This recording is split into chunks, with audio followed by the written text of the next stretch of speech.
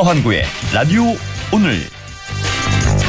여러분 안녕하십니까, 허환구입니다. 검찰 내부망 이프로스가 연일 뜨겁습니다. 이환우 제주지검 검사의 추미애 법무부 장관 비판글에 추 장관의 SNS를 통해 이렇게 커밍아웃 해주시면 개혁만이 답입니다 라는 글을 올렸는데요. 이때부터 이프로스가 뜨거워졌습니다. 특히 최재만 춘천지검 검사가 자신도 커밍아웃 하겠다는 글을 올리자 나도 커밍아웃 하겠다 하는 댓글이 우르르 달렸습니다. 반면에 임은정 검사는 검찰의 자성을 촉구하는 글을 올렸죠. 이명박 전 대통령의 실형 확정을 거론하면서 2007년 검찰은 당시 BBK 주가 조작 공모, 다스 차명재산 의혹을 모두 무혐의 처분했다. 자성 없이 화만 내는 게 검사냐, 이런 취지의 글을 올렸습니다. 그러자 검사들은 물타기라며 반박의 글을 또 올리고 있습니다. 뜨겁게 달궈진 검찰 내부망 이프로스. 과연 검찰개혁의 불쏘시개가 될 수 있을까요? 아니면 그저 밥그릇 지키기에 맞불로 그치고 말까요? 두고 보면 알겠죠? 10월 30일 금요일 라디오 오늘, 광고 듣고 시작합니다.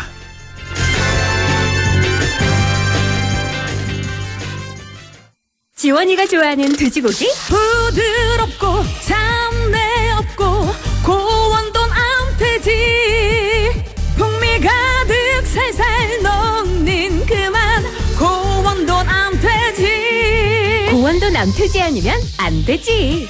무공해 고원돈 암돼지. 하고 싶은 거 멈추지 마. 좋아하는 거 멈추지 마. 관절 내 인생을 멈추지 마. 유머스타. 관절에 강력히 흡수되어 염증 스탑. 인생은 논스타. 관절엔 유머스타. 부착 케어. 삼형 바이오팜. 배우 손예진이에요. 드라마 속 여자 주인공이 식사하던 그 키친, 남자 주인공이 샤워하던 그 바스, 알고 보면 영림 제품인 거 아세요? 도어 잘하는 영림이니까 키친 바스도 엄청 예쁜 거 있죠. 영림을 만나면 일상이 드라마가 된다. 영림 키친 바스. 마운티아 윤계상입니다. 입으면 덥고 벗으면 추운 계절, 옷 고를 때마다 어려우시죠? 그렇다고 이 좋은 계절을 마다할 수 없죠. 아침 저녁 쌀쌀할 때마다, 가볍고 부드러운 옷이 필요할 때마다 마운티아 플리스. 그럼 나가볼까요? 마음 가는 대로 마운티아. 자, 따라해보세요. 이카운트 ERP 4만원 회계관리, 이카운트 ERP 4만원 재고관리, 이카운트 ERP 4만원 생산관리. 사업 성공 함께해요. 이카운트 ERP의 모든 기능을 월 4만원에 드립니다. 이카운트. 가입비 부가세 별도. 안녕하세요, 이진욱입니다. 누군가에겐 충전이, 누군가에겐 힐링이 필요한 지금, 더욱 새로워진 아메리칸 픽업 트럭 콜로라도와 함께 나만의 시간을 가져보세요. 파워풀한 312 출력, 압도적 공간 활용성, 리어뉴 콜로라도 출시. 웰컴 투 콜로라도. Chevrolet, find new roads. BBIG. 배터리 바이오 인터넷 게임. BBIG. 배터리 바이오 인터넷 게임. 타이거 BBIG K-뉴딜 ETF. 이름은 길어도 핵심 종목들로만 완벽하게 압축된 ETF가 생겼다. 그런 게 어디? 미래 에셋 타이거 ETF. 원금 손실에 유의하세요. 네, 라디오 오늘 금요일 순서 시작합니다. 1부 한 주간의 시사 이슈 진단해보는 최진봉의 시사포커스 잠시 후에 만나보겠고요. 2부 이슈 오늘에서는 음식 디미방이라고 들어보셨을 텐데요. 영양군에서 이 음식 디미방을 활용한 서체를 개발했다고 합니다. 잠시 후 장계향 연구회 이재욱 사무국장 연결해서 자세한 얘기 나눠보겠습니다. 이어서 라디오 드라마 낙동강 전선도 계속됩니다. 라디오 오늘 생방송 놓치신 분들 유튜브로도 다시 들으실 수 있습니다. 많은 애청 바랍니다.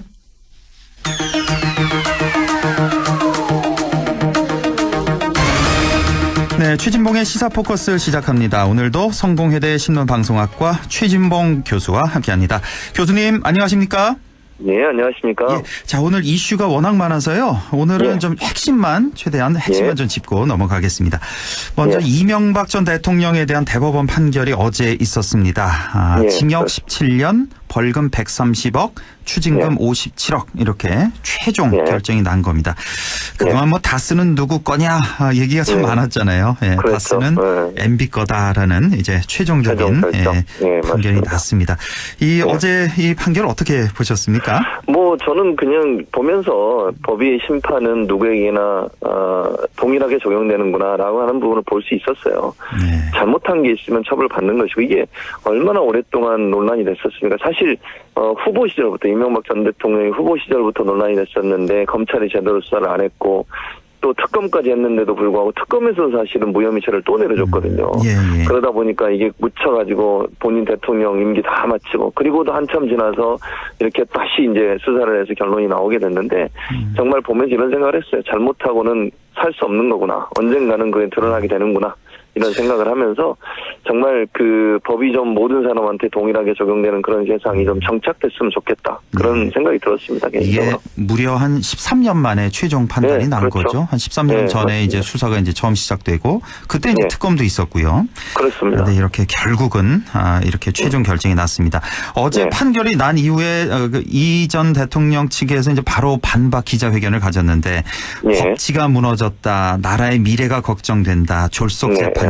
이런 비판을 했는데 사실 뭐 그쪽 측에서는 또 지지자들 측에서는 이런 반응이 나올 수는 있습니다만은 이런 반응에 공감하는 국민이 글쎄요 얼마나 될까 싶기도 저는 하고 거의 없을 거라고 봅니다. 이게 재판부가 대법원까지 가서 판결이 난 겁니다. 이게 1, 2심 다 거쳐 대법원까지 갔었고요.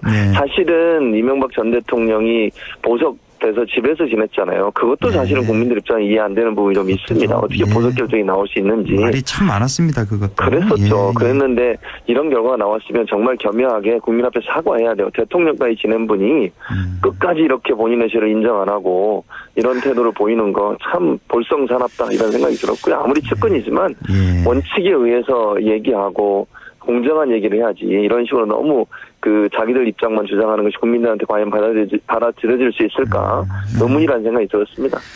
그나저나 우리나라 그 전 대통령들 어떻게 그 전두환 대통령부터 시작해서 뭐 박정희 대통령도 상당히 비극이고요.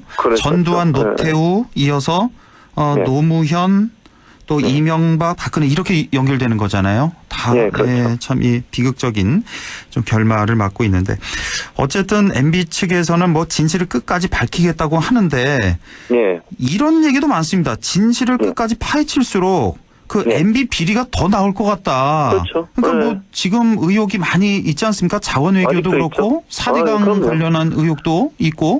그렇습니다. 그렇죠. 그러니까 저는 제 생각에는 정말 이걸 그리고 저는 뭐 필요하다면 해야 된다고 봐요. 이거는 뭐 1차적으로 개인 비리 차원이잖아요. 본인이 다스를 갖고 뭐 차명으로 소유하고 있었고 거기서 뇌물 받고 회사 돈 횡령했다. 이게 주 내용이지만 본인이 대통령 근무하면서 있었던 여러 가지 일들도 이제 파헤쳐야 된다고 저는 봅니다. 그건 뭐 역사 바로세기 차원에서도 돌아봐야 되고요. 그렇게 되면 제가 볼 때 파헤치면 파헤칠수록 더 본인한테 불리한 상황이 되지 않을까 이런 생각이 듭니다.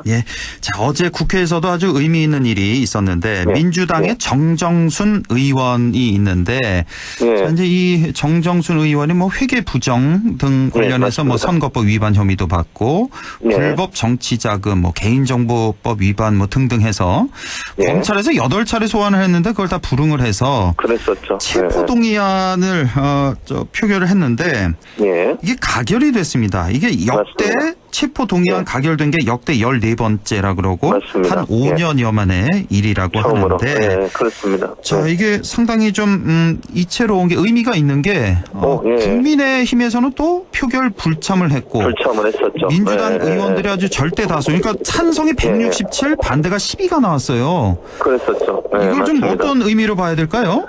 저는 국민의 여망이라는 생각이 들어요. 예전 같으면 제가 그냥 생각해 보겠어요. 예전 같은 상황이라면 부결이 나왔을 가능성도 있거든요. 왜냐하면 국회의원들이 대부분 보면 제 식구 감싸기를 제 식구 감싸기. 절대로 국회의원들 그래요. 팔은 안으로 굽고. 그렇죠. 그러니까 국회의원들 관련된 일이라면 그냥 어떻게 이럴 수 있냐 이런 식으로 하면서 그냥 봐주고 넘어가는 일이 너무너무 많았지 않습니까? 그래서 체포동의안이 5년 동안 통과가 안 된 거예요. 그러니까 이번에 국민의힘이 일부러 빠졌잖아요. 본인들을 볼 때는 이렇게 해서 만약에 부결되면 이제 비난을 하려고 그랬던 것 같아요. 그런데 결과로 보면 뭐 압도적 숫자로 통과를 시켰잖아요. 네. 또 정정순 의원이 마지막 발언에서 좀 양해해달라, 뭐 좀 사정을 봐달라 이런 얘기 했음에도 불구하고 그런 경우가 나왔다고 하는 것은 지금의 정치 환경은 그런 거를 해가지고는 도저히 국민적 공감을 얻을 수 없다는 걸 이미 민주당도 알고 있는 거고 국회의원도 알고 있다는 생각이 들어요. 그래서 예전처럼 제 식구 감싸기 위해서는 도저히 국민적 지지나 어떤 그 지원을 얻을 수 없다는 부분이 명확해졌다. 그 잘한 일이다. 저는 박수 쳐줘야 한다고 생각합니다. 그렇습니다. 사실 이런 건 뭐 개인 비리 혐의들이잖아요. 지금 받는 게 이런 거는 더 이상 방탄 국회에 안 되겠고. 그럼요. 사실 뭐 100번 양보해서 그 불체포 이 특권이라는 게 어떤 뭐 국회의원들이 활동 중에 뭐 공공의 이익을 위해서 활동하다가 이런 거는 불체포 특권 가능한데 예를 들어 그 노회찬 의원 생각이 나는데 그 당시에 삼성 왜 떡값 그 관련해서 그렇죠. 그 의원직을 상실했다. 이런 거는 좀 불체포 특권이죠. 이거는 이제 공공의 이익에 해당이 되니까. 그렇죠. 그런데 맞습니다. 뭐 무슨 개인 비리 뭐 회계 부정 이런 거 선거법 위반 이런 거는 더 이상 방탄국회에 절대로 국민이 용납을 안 하고. 그럼요. 더 나아가서 불체포 특권은 아예 좀 폐지를 하는 게 어떨까. 그것도 필요해요. 그러니까 정말 말씀하신 것처럼 공공의 이익이라든지 아니면 권력의 저항에서 싸우는 과정에서 일어난 일들 때문에 하면 불체포 특권을 해줘야죠, 당연히. 그것 때문에 생긴 거거든요. 그런데 뭐 그걸 악용을 해서 개인 비리까지도 불체포 특권을 활용하려고 하는 생각 자체가 저는 잘못됐다고 봅니다. 예. 자, 그나저나 더불어민주당 고 박원순 전 서울시장과 오거돈 전 부산시장이 물러나면서 이제 내년 4월에 그 후임을 뽑는 재보궐선거가 있습니다. 여기에 그동안에 이제 민주당에서 후보를 내느냐 마느냐 말이 많았는데 그랬었죠. 일단은 내기로 당 지도부는 결정을 한 것 같고 일단은 전 당원 투표를 한다 그러죠. 여기서 통과가 되면 후보를 낸다 이거예요? 그렇습니다. 전당원 투표, 그러니까 조항을 하나 더 넣는 건데요. 당원 당규 안에 그 이제 당원의 의견을 묻는다는 조항을 집어넣는 쪽으로 개정을 하려고 하고요. 그걸 위해서 전당원 투표를 하겠다는 겁니다. 그래서 아마 뭐 결론적으로 말씀드리면 그게 통과될 가능성이 높다고 보여져요. 그리고 이제 이낙연 대표도 사과도 했고 또 이제 본인이 그렇게 얘기했죠. 이게 정치라고 하는 것은 선거를 통해 심판을 받는 거다. 이런 차원에서 본다면 이 자체를 그러니까 후보 자체를 내지 않는 것은 당으로서 할 수 있는 일이 아니라고 얘기를 했는데 뭐 어쨌든 그래도 국민과의 약속을 어긴 건 분명하잖아요. 그렇죠. 그 부분에 대해서는 진심어린 사고가 반드시 필요하다고 보여지고요. 민주당 내에서는 정적으로 봐서 서울과 부산이라고 하는 우리나라에서 가장 큰 제1, 제2 도시 아니겠습니까? 그 도시에서 선거에 후보를 안 낸다는 것은 상당히 큰 타격이 될 수 있고 대선에서도 영향을 미칠 수 있어요. 이번 선거 결과가. 그런 여러 가지 정치적 지형도 고려해서 아마 이런 결정을 하지 않았나 이렇게 보여집니다. 그럼에도 불구하고 우리 국민 정서상 또 우리 국민 상식상 사실 후보를 안 내는 게 맞아요. 맞는데. 그게 맞죠. 사실 또 문재인 당원이라고도까지 말을 하더라고요. 그 문재인 대표가 있을 때 이거를 당원을 있을 때 만들었어요. 네, 맞습니다. 이건 분명히 이제 야권에서 비판할 만한 점이고 민주당에서는 그거를 달게 받아들여야 되는 거고. 그렇죠. 당연히 그래야죠. 사실 이런 보궐선거 수백억 원이 들어간다 그러잖아요. 또 맞아요. 선거 자금이 또 이것도 또 국비로 또 되는 게 아니라 해당 또 자치단체의 돈으로 하게 돼서 그렇죠. 그건 분명히 민주당이 되고. 국민 앞에 사과하고 어떤 비판도 달게 받아야 돼요. 뭐 어쩔 수 없는 겁니다. 그럼에도 불구하고 우리 정치 현실이라는 게 이게 또 내로남불의 이게 또 전형 아니겠습니까? 그럼요. 또 몇 년 전에는 국민의힘에서도 또 이런 일이 있어서 누굽니까? 그 문재인 그 대표 시절에 상당히 비판을 했고 추미애 대표 시절에도 또 국민의힘을 비판했었던. 맞습니다. 그럼에도 불구하고 자꾸 그럼에도 불구하고 나오는데 이 서울시장, 부산시장이 사실 대통령 다음에 그 선출직 공무원이어서 그럼요. 안 내기도 뭐하고.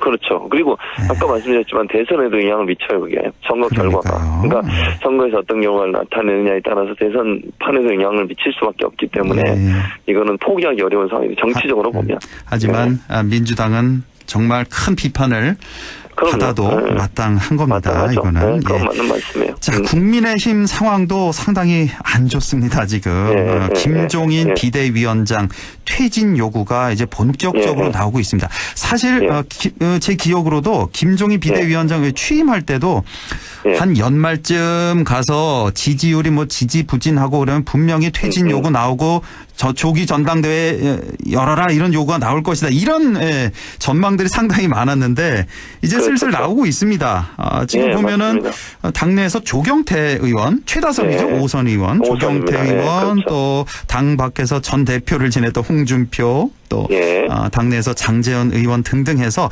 대체적으로 보면 이제 다선 의원들은 좀 김종인 반대, 초선 그렇죠. 의원들은 대체로 김종인 지지 뭐 이런 분위기인 것 같아요. 그런 분위기예요. 그러니까 그 말은 결국 이런 거죠. 초선 의원들은 변화를 요구하는 거예요. 그러니까 국민의힘의 변화를 요구하는 거고 다선 의원들은 기존에 갖고 있는 기득권을 유지하려고 하는 것이고요. 그러니까 제가 볼 때는 김종인 위원장은 어쨌든 개혁적인 마인드를 갖고 있는 분은 맞아요. 국민의힘 중에서는.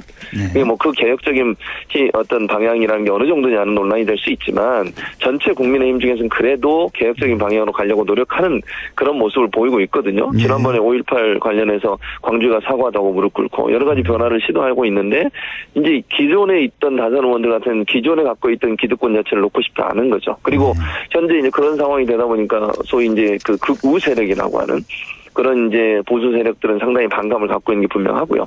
이런 부분들에 대한 충돌이라고 저는 보여지거든요. 근데 저는 다선 의원들이 그렇게 하는 게 과연 국민의힘에 도움이 될까라는 생각이 들어요. 개인적으로. 그리고 주도권 싸움에서도 홍준표 지금 전 대표도 그렇고 다선 의원들은 주도권을 본인들이 쥐기를 원하는 거거든요. 그렇죠.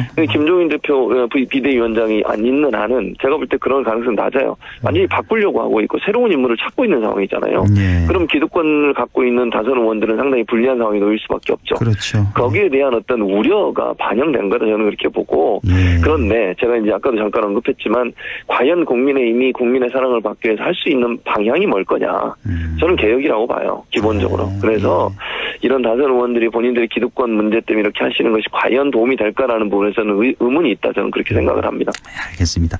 자, 미 대선 얘기도 잠깐 좀 해보겠습니다. 사실 우리 라디오 오늘이 이제 수요일마다 미중산업경제연구소 조용찬 소장과 함께 미국 소식, 중국 소식을 다루고 있는데 우리 또 미국에서 유학 생활도 하고 교수 생활도 하고 오신 우리 최진봉 교수님 또 의견도 좀 잠깐 듣고 싶어서 바로 이제 당장 다음 주여서 며칠 안 남았습니다. 11월 3일이어서 자 지금 보면은 몇 주 전까지만 한 3, 4주 전까지만 해도 두 바이든과 트럼프의 그 지지율 격차가 한 15%까지도 났었단 말이에요. 그런데 최근 며칠 내에 이거 좀 비슷한 선거구가 많이 나오고 있습니다. 비슷한 주가 지금. 맞아요. 이거 어떻게 될지 모르겠네요, 정말.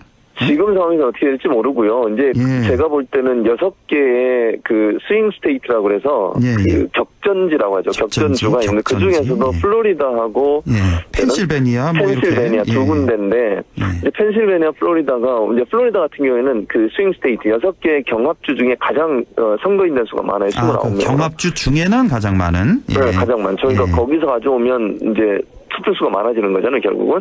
그러다 보니까 거기서 이제 어느 정도 어떤 경우가 나오는 게 중요한데, 거기가 지금 엎치락뒤치락이에요. 그런 상황이어서 이 두 군데의 결과가 전체 결과에 영향을 미칠 가능성이 있다는 생각이 듭니다. 미국 선거제도가 우리랑 달라서 우리는 그냥 총 투표수 이렇게 집계해서 하면 간단한데 여기는 우리랑 다른 게 전 국민이 이제 투표를 하긴 하는데 그 해당되는 그 주에 있는 할당된 선거인단을 뽑는 선거잖아요. 국민들은. 맞죠.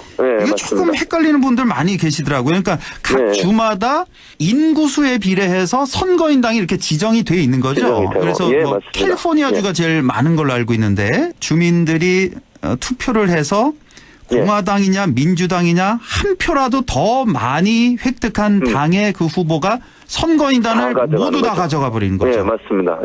이거 좀 비합리적인 것도 같고 어떻게 보면 맞아요. 선거제도 자체가 우리가 생각할 때 좀 불합리한 부분이 있어요. 그러니까 전체 투표에서는 이겨도 지는 수가 있어요. 그러니까요. 왜냐하면 그 지역에 있는 그 선거인단을 조금이라도 한 표라도 더 받은 사람이 다 가져가거든요. 네, 예. 근데 그렇게 되면 결국은 이게 다른 그 표차가 많이 나는 주에서 어렵게 가져온 사람이 있는가 하면 쉽게 가져온 사람이 어떤 사람은 정말 박빙인 상황에서 어렵게 가져온 사람도 있을 수 있잖아요. 그러니까요. 그런 거를 전혀 고려하지 않고 그냥 단순히 어느 주든 그 주에서 가장 많이 표를 받은 사람이 그 주에 있는 선거인단을 다 가져가는 거거든요. 그러니까 전체 선거에서는 이겨도 선거인단 선거에서 지면 결국 이제 패배하게 되는 그런 조금 우리가 볼 땐 이해 안 되는 그런 결과를 나올 수 있는 거죠. 그러니까요. 총 선거인단 수가 538명인가 그렇죠. 그래서 네, 맞습니다. 538명이죠. 딱 절반 270명이 넘어야 돼요. 예, 270명을 얻어야 대통령이 당선이 그렇죠. 되는 이런 선거인데 야, 이거 정말 모르겠습니다. 근데 이거 누가 되기를 바라지?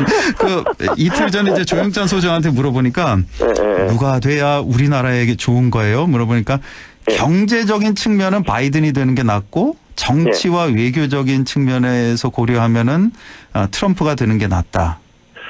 그 반대죠. 그 반대입니다. 제가 착각했네요. 경제만 보면은 트럼프가 되는 게 낫고 정치 외교적으로는 바이든이 낫다. 우리나라에게 있어서 유리하다라고 하는데 맞습니다. 근데 이거 전문가들마다 조금 생각들이 다 다르더라고요. 네, 맞아요. 아니 왜냐면 이런 거예요. 정치적으로 보면 사실 트럼프는 너무 막 돌출 행동을 하잖아요. 사실은 자국이기주의. 대통령이 되면 안 되는 성품 아닙니까? 그러니까요. 뭘로 봐도. 그러니까 우리나라에 대해서도 이 예를 들면 외교 관계 룰이나 틀을 완전히 바꿔서 막 자기 마음대로 행동을 하니까 있을 수 없는 행동을 하니까 예측 불가능해요. 그래서 저는 개인적으로 바이든이 오면 우리가 불리하는 상황이 될 거라는 예측은 저는 별로 동의하지 않아요. 예를 들어서 남북 관계가 좀 어려워질까 얘기를 하시는데 그것도 저는 민주당 정권이 지금까지 했던 걸 물론 비핵화라고 하는 아주 중요한 사안이 선행돼야만 대화할 수 있다고 하는 기조는 맞습니다만 그래도 끊임없이 북한과 대화하려는 끈은 놓지 않았거든요. 그렇죠. 근데 트럼프 대통령이 와서 물론 전향적으로 김정은과 만나려고 노력도 하고 대화도 하고 이랬고 만나기도 했었죠. 그런 모습은 근데 어느 순간 또 갑자기 또 마음이 바뀌어가지고 또 적대적 관계로 돌아서고 이러게 돼요. 그러다 보니까 외교도 어느 정도 일관성이 있어야 되는데. 그렇죠. 저는 그래서 바이든이 된다고 해서 우리한테 불리한 상황이 되는 부분은 그렇게 저는 많지 않다고 봐요. 기본적으로. 그러니까 그래서 모든 걸 다 사업적인 시각으로 자국 그렇죠. 우선주의. 그러니까 양심도 없는 것 같아요. 그러니까 모든 걸 다 그렇게 보니까 국제사회에서. 네, 맞습니다. 참 너무나 결례가 되는 그런 행동도 많고 그래서. 그렇죠. 사실은 트럼프 그 사업만 했으면 좋겠어요. 그냥 그 미국 내에서 그게 제일 어울리는데 정치를 하겠다고. 그리고 전 세계 대통령이 미국 대통령이 된다는 게 참 아직도 저는 받아들이기가 힘든 것 같습니다. 맞습니다. 또 그런 대통령을 뽑는 미국민들도 참 이해가 안 가는 부분이 좀 많고 일단 그렇습니다. 저는 생각이. 자, 교수님 시간 다 됐네요. 또 다음 주에 뵙겠습니다. 고맙습니다. 감사합니다. 네, 지금까지 성공회대 최진봉 교수와 함께했습니다. 라디오 오늘 2부에서 뵙겠습니다.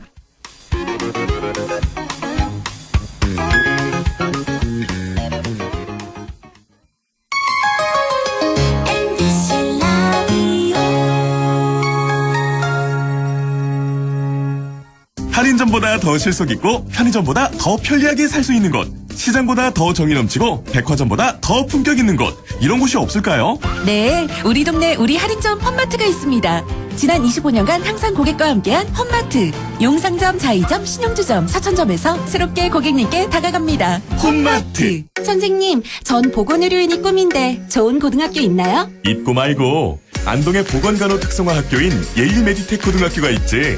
예일메디텍 고등학교는 남녀공학으로 보건간호과 2개반을 모집한단다. 남들보다 일찍 준비한다면 너의 꿈에 날개를 단 거지. 예일메디텍 고등학교. 안녕하세요. 최하정이에요. 함께 만드는 외출 생활 백신. 오늘도 많은 분들이 사연 보내주셨네요. 뒷자리 1339님. 천리길도 빈틈없는 마스크 착용부터. 아이비 회의왕님. 직급 연차 구별 말고 2 이상은 거리 두자. 저도 하나 준비했어요. 음식은 덜어 먹어야 맛이요. 식기는 따로 써야 맛이다. 어때요? 괜찮았죠? 외출 생활도 안전하게. 우리들의 생활 습관 하나하나가 안전을 지키는 백신 아닐까요? 공익광고 협의회.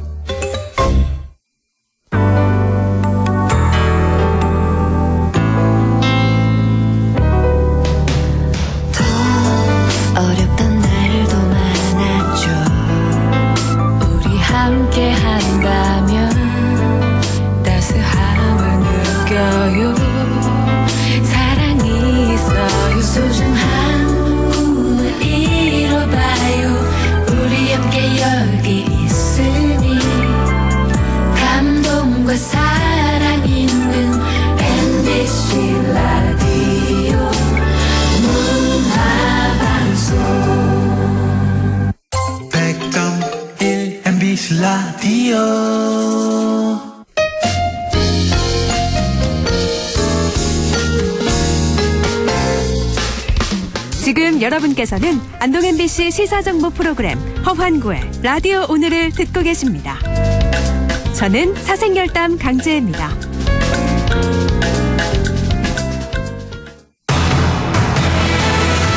네, 6시 30분 22초 지나고 있습니다. 이슈 오늘 시작하죠. 음식 디미방, 우리나라에서 가장 오래된 한글 조리서로 알려져 있죠. 음식 디미방을 활용한 서체가 개발이 됐습니다. 장계향 연구소의 이재욱 사무국장 연결해서 자세한 내용 알아보겠습니다. 이재욱 사무국장님, 안녕하십니까? 네, 안녕하세요. 반갑습니다. 예, 반갑습니다. 영양군에서 음식 디미방 전용 서체가 개발됐다는 소식이에요. 자, 먼저 어떻게 해서 이 서체를 개발하게 된 건가요? 네, 우선 저희가 개발한 서체 폰트에 관심을 가져주셔서 고맙습니다. 네. 서체의 정확한 폰트 이름은 영양군 음식 디미방체라고 하는데요. 예. 우리 영양에는 17세기에 한글로 쓰여진 음식 조리서가 있습니다. 여중군자라고 일컬어지는 장기향님의 저서이지요. 예. 그 책 이름이 음식 디미방이라고 해서 음식 디미방체 이름을 정했고요. 예. 저는 중국에서 문학을 공부를 하다 하고 영양군에 와서 장기향 연구회에서 활동을 하고 있습니다. 네. 네, 그런데 연구회 활동 중에 이 음식 디미방이라는 책의 필사체 글씨가 참 세상에 드러낼 가치가 있다라는 것이 느껴지더라고요.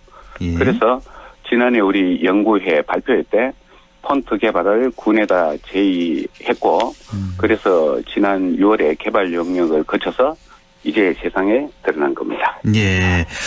서체를 개발하기까지 과정도 좀 궁금한데 어떤 과정을 거쳐서 만들어진 건가요? 네, 우선 이 폰트 개발이라고 하는 것은 전문가 영역이기 때문에요. 예. 우리 군에서 올 6월에 한 폰트 개발 전문 회사에 의뢰를 하게 되었죠. 네. 물론 저번은 저희들이 제공을 했고요. 예. 그래서 두 차례 시안을 거쳐서 시안을 보고 확정하게 됐습니다. 폰트 개발 전문 회사가 있군요. 여기 이제 의뢰해서 만드신 건데. 그러니까 음식 디미방 그 책자에 나와 있는 그 서체를 기본으로 해서 약간 좀 변형을 시켰겠네요. 그러면? 거의 원본의 그 맛을 그대로 살리려고 노력을 했고요. 예. 네, 그러면서 또 이 가독성을 높이는 데도 힘을 좀 줬죠. 지금 이게 라디오라서 보여드리지 못해서 그런데 어떤 느낌의 서체인지 어떤 특징이 있는 서체인지 좀 설명해 주세요. 네, 저도 좀 보여드릴 수 없는 것이 참 안타깝습니다. 우선 저희들은 이 음식 디미방이라는 책에서 예쁘고 가독성이 높은 글자들을 뽑아서 만들었는데요. 예. 전체적으로는 이 한글 궁서체의 근원을 두고 있습니다. 궁서체? 네, 궁서체 근원을 두고. 예. 그렇죠. 예. 네.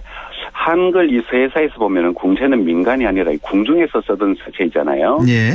네, 그래서 1970년경에 이 책이 만들어졌는데요. 예. 지금 한 350년이 넘었죠. 예. 이 당시에 유행하던 한글 다른 자료들하고 비교해 보면은 이 음식 디미방 서체는 좀 유려하면서도 물로 흘러가는 듯하면서도요. 예. 글자 간의 구분이 또 선명해요. 이 훈민정음 당시 고딕체처럼 생긴 그 판본체라고 해요. 딱딱한 서체에서 벗어나서 좀 고풍스러운 맛이 나는 그런 폰트입니다. 고풍스러운. 그러니까 좀 유려하면서도 글자 간의 구분이 선명한 아주 고풍스러운 체다. 우리 왜 저 한글 작성할 때 궁서체도 많이 쓰잖아요. 궁서체와 많이 흡사하다 이렇게 생각하면 될까요? 한마디로? 그렇죠. 지금 우리가 보고 있는 궁서체라는 것은 우리가 15세기 한글이 만들어지고 한참 갈고 닦아서 져서 지금 만들어진 거거든요. 예. 그래서 초기 궁서가 자리 잡던 그 시기의 서체다 이렇게 보면 좋을 것 같아요. 그렇군요. 예. 네. 자, 이 궁서체라고 하면 이제 궁궐에서 왕후와 상궁, 궁녀들이 쓰던 서체 이렇게 알면 될 텐데 어떻게 해서 영양의 장계향 선생에게까지 이렇게 전해지게 된 걸까요? 네, 저도 이게 한 400년 전의 일이기 때문에 정확한 부분은 좀 궁금하기도 합니다. 그런데 이 궁체가 궁중에서 서이던 서체였지만 민간으로 흘러들어온 건 아마 이 조정에서 벼슬을 하던 사람들에 의해서 아마 필사된 책들이 바깥으로 나왔겠죠. 예. 아마 그래서 아닐까 추정을 해봅니다. 예.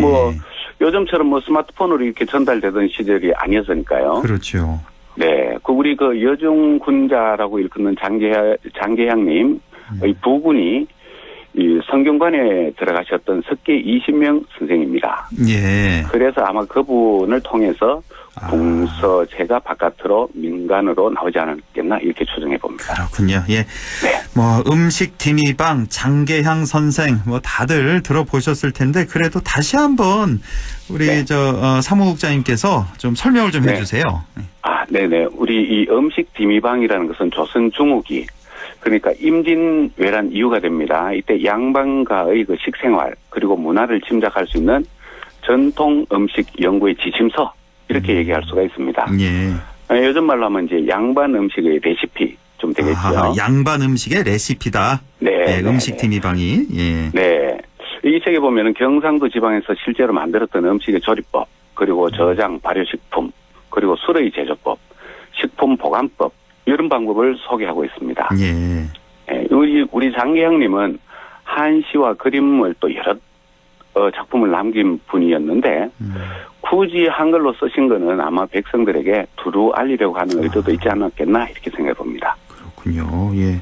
그리고 또 장계양님 하면 또 뭐 시서화 이런 거에도 또 능통하셨다면서요? 그렇습니다. 시서화에 또 능통했다고도 알려지고 실제로 그런 작품들이 많이 전해지고 있습니다. 아까 말씀드린 것처럼 그 영남 항맥 걸리는 장흥효 선생님이 계시는데요. 예. 그분이 무남 동료로 출생을 하셨어요. 그랬는데 그 아버지의 제자 중에 석계 20명 선생이 있었어요. 예. 그래서 그분과 이제 결연이 되신 거죠. 결혼하고, 말하자면은 이제 아버지 제자와 결혼을 하시게 된 거예요. 예. 네. 장계형님은 또 여러 자식들을 훌륭하게 키웠는데 그 중에서도 가람 이현일 선생이 2조 판서까지 지내셨어요. 그래서 이제 어머니는 정부인이라는 품계가 내려졌습니다. 그렇군요. 가람 이현일 선생이 이제 아들이군요. 그러니까 장계향 선생의. 그래서 정부인이라는 품계까지 내려졌다.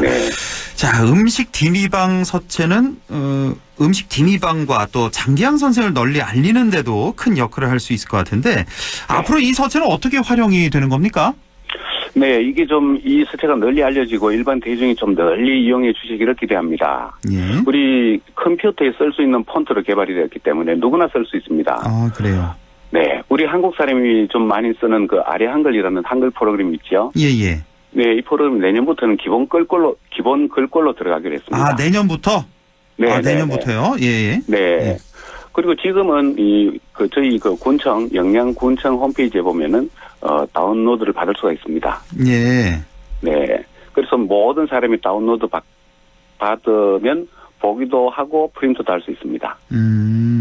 이거 활용은 보면은, 이 글씨가 좀 뽀풍스러운 맛이 있었어요. 그리고 이 폰트라는 것은 새로운 것이 나오면 좀 신선감이 있거든요. 그렇죠. 그래서 문서 제목이라든지, 또 좀 음식 레시피와 관련된 책의 제목, 그렇죠. 또 여성의 글씨이기 때문에요. 여성 관련 잡지의 제호, 제목 이런 데서 많이 활용되어지면 좋을 것 같습니다. 그렇군요. 그러니까 내년부터 아래아 한글 기본 글꼴로 이제 들어간다.